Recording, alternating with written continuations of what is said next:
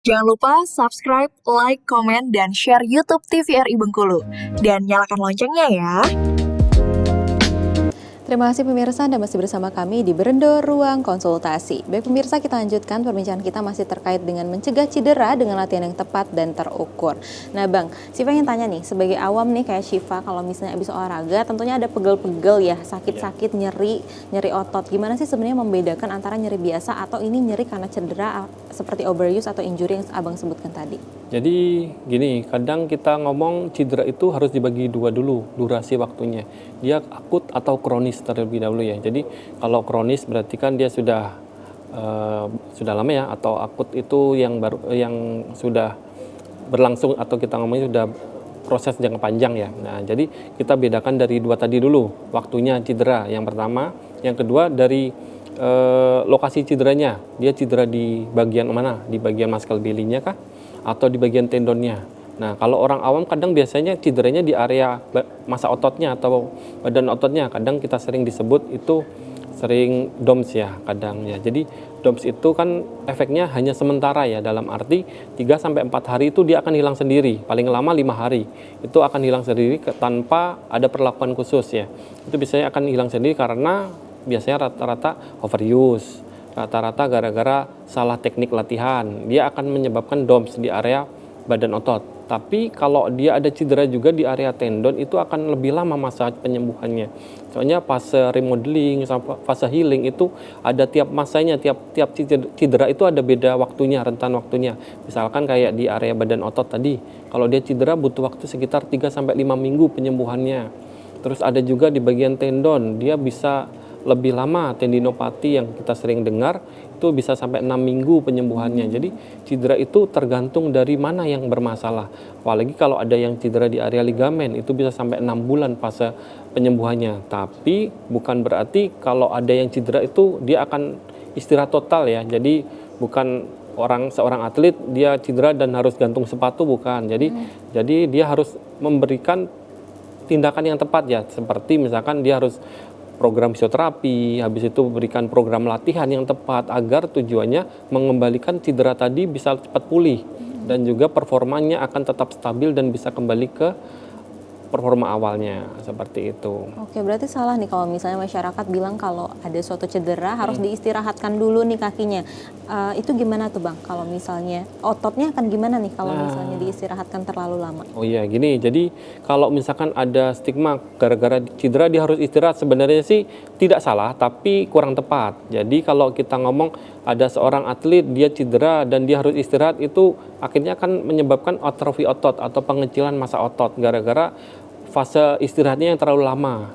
Sedangkan yang tepatnya harusnya atlet tadi diberikan tindakan yang tepat. Seperti misalkan kalau dia ada cedera diharuskan untuk operasi ya langsung operasi saja, jangan ditunggu cederanya lama. Nah, kalau misalkan dia harus operasi, setelah itu langsung proses recovery atau rehabilitasi. Jadi bisa datang ke fisioterapi atau konsultasi dulu ke dokter dan juga langsung memberikan program latihan, tujuannya mengembalikan massa otot tadi. Tujuan akhirnya biar dia bisa kembali olahraga lagi dan mengejar prestasinya tadi. Oke, berarti malah harus ada latihan ya Bang ya. Nah kalau misalnya dari Bang Gilang nih Bang, ternyata orang yang ada cedera harus dilakukan latihan tentunya yang tepat dan pengawasan profesional. Biasanya latihan seperti apa sih Bang jika orang ini sudah mengalami cedera dan harus dilakukan latihan? Tergantung cederanya bagian mana dulu. Oh tergantung asesmen lagi ya Bang ya, kembali lagi. Rata-rata kalau kita bicara lari atau sepak bola biasa kan daerah pinggul ke bawah lower body kan. Misalkan katakan lutut, otomatis kita harus latihannya namanya squat, lunges, walking squat, kemudian juga ada wall sit karena di sana kita harus nguatin tulangnya tadi dengan otot tadi gitu. Tapi kembali lagi tergantung dengan cederanya dulu, apakah punggung, apakah pergelangan tangan, kemudian juga apakah paha, lutut, pergelangan kaki gitu. Jelaskan kita punya riwayat ya cedera gitu kan. Jadi nanti sebagai pelatih kebugaran kita minta reportnya, kita baca, kita analisa, oh ini ketemu, ini cara latihan yang tepat. Gitu. Oke, Karena di semua latihan itu sebenarnya kita nggak boleh harus sampai capek. Latihan terbaik itu bukan capek, gitu. Jadi latihan itu sesuai porsi si atletnya atau kliennya sendiri. Oke, disesuaikan dengan Ya, asesmen tadi ya betul. Bang. Dari awal tadi memang harus dilakukan komprehensif terlebih dahulu Ya. asesmennya, baru dilakukan latihan sesuai dengan target dan tujuannya. Kalau misalnya cedera berarti disesuaikan dengan cederanya. Ya, cederanya. Nah, kalau dari Abang sendiri sebagai pelatih profesional ya Bang ya, pelatih kebugaran profesional, seberapa penting sih orang tersebut diawasi atau di bawah pengawasan pelatih profesional? Kalau bicara penting ya sangat penting ya. Sangat penting, misalkan ya kita bicara latihan, katakanlah latihan fitness lah ya. Latihan fitness itu kan olahraga yang paling beresiko.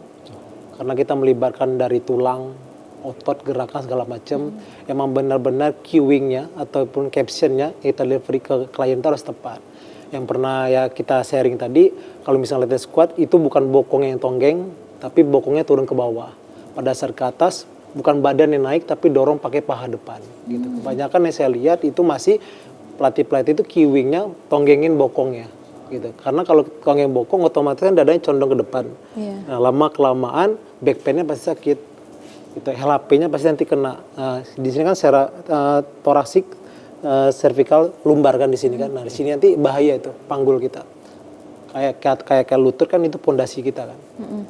Berarti kalau misalnya tekniknya tidak tepat malah bisa menimbulkan penyakit lain ya? Betul. Betul. Sebenarnya lebih ke cedera yang bikin cedera baru. Cedera baru. Iya, cedera baru. Biasanya kalau misalnya tekniknya yang salah bisa menimbulkan kayak nyeri punggung seperti HNP gitu atau Bisa. salah terjepit bisa juga Bang? Bisa, sangat bisa. Saya pernah dapat teman saya itu klien saya sendiri, dia bawa temennya lagi datang ke stadion. Dia ceritain saya pernah nge-gym di salah satu ini gitu kan. Pelatihnya kayak gini, saya disuruh kayak gini, saraf kejepit. Sampai sekarang dia nggak bisa naikin kakinya, jalan aja susah gitu. Jadi cukup prihatin mendengarkannya. Makanya sebagai pelatih itu sangat penting kita mengedukasi member, sangat penting kita assessment, kemudian juga jangan ngambil semua member. Gitu. Ya kalaupun mau satu sesi 3 orang lah. Paling bagus sih 1. Oke, berarti memang harus tepat ya pemirsa untuk pemilihan dari pelatihnya juga dan juga pengawasan di profesionalnya sangat tepat agar tidak terjadi suatu penyakit yang baru. Jadi nggak terjadi menimbulkan cedera baru nantinya ya Bang. Kalau misalnya dari awam sendiri nih Bang, sebagai awam apa sih tanda-tanda yang harus kita kenali atau biasanya diabaikan nih oleh seorang awam pada saat ternyata ini udah cedera tapi diabaikan oleh awam ini Bang? Biasanya suka nyeri-nyeri ya. Nyeri-nyeri bagian sendi itu biasanya paling cuman pelitek biasa lah, kram-kram biasa gitu. Terkadang juga orang awam tuh nggak mau bertanya. Tapi dari segi kita sebagai pelatih itu, misalnya cara lari aja, kelihatan cara larinya. Atau kan nginjit, atau kan condong ke kanan sebelah. Kita suka tanyain kenapa, ya kan kenapa assessment-nya tidak jujur gitu kan. Pasti mereka mengakui kadang-kadang. Karena kebanyakan orang tuh antusiasnya tinggi kan di awal kan. Saya mau latihan, saya mau katakan lari AM 21 bulan depan gitu kan. Kan nggak bisa. Karena kalau kita bicara lari, periodisasi itu program latihan untuk misalkan 21 km itu latihannya aja non atlet ya. Non atlet itu 14 minggu. Jadi waktunya sangat panjang gitu. Ya? Saya pernah nerima klien, Mas Agus juga tahu. Lucunya klien saya ketemu di BIM baru gitu kan ya. Dia bilang, "Coach boleh ngobrol nggak?" Dia bilang, "Boleh." Saya lihat coach dari kliennya, temennya sendiri gitu kan. Karena saya lihat teman saya itu improve, dia bilang kan, "Bisa nggak tanganin saya gitu kan, dampingi saya untuk HM21 7 minggu ke depan." Langsung saya bilang, "Sore ke stadion ya Ci," saya bilang kan, "nanti kita assessment gitu kan." Terus saya tanyain ke kliennya, "Sanggup dan komitmen nggak untuk 7 minggu ini?"